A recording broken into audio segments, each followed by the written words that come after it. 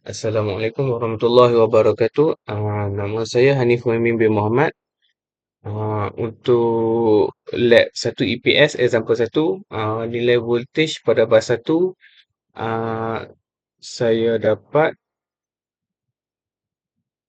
1 PU, dan untuk bas 2 saya dapat 0.97 PU dan bas 3 0.96.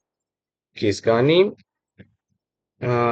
untuk mendapatkan 1 PU pada bas 3, saya perlu adjust shunt ni kepada 53 MVAR.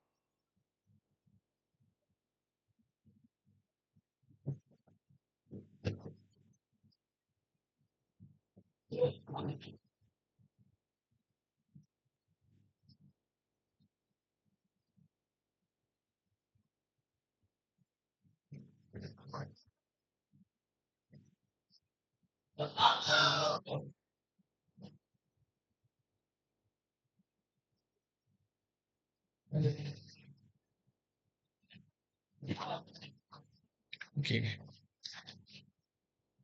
Sekarang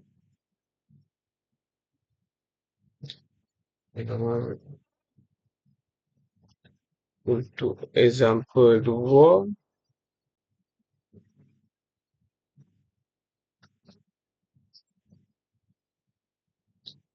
okey, sekarang power gen pada nilai 5.08 megawatt, dan bas 1 ialah 16 kilovolt, bas 2 15.75, dan load ialah 5 megawatt.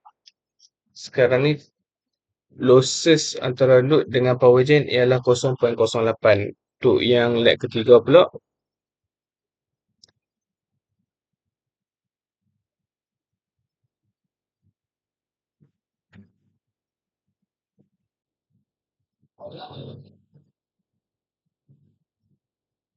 okay, sekarang ni untuk lab 3 power gen ialah 16.16 megawatt.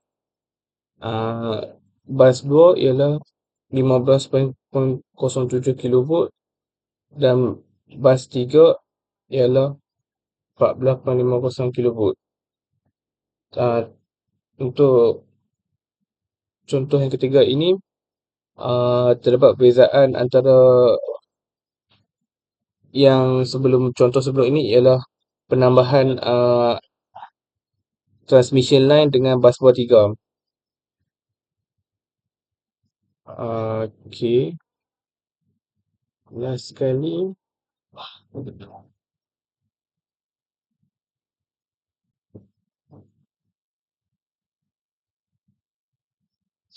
Ini hasil yang telah saya buat.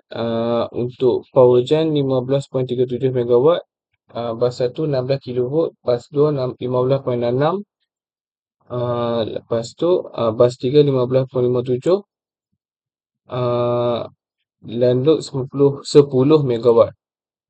Perbezaannya untuk contoh sebelum ni ialah penambahan transmission line daripada bas 1 ke bas 3. Okay, sekian. Terima kasih.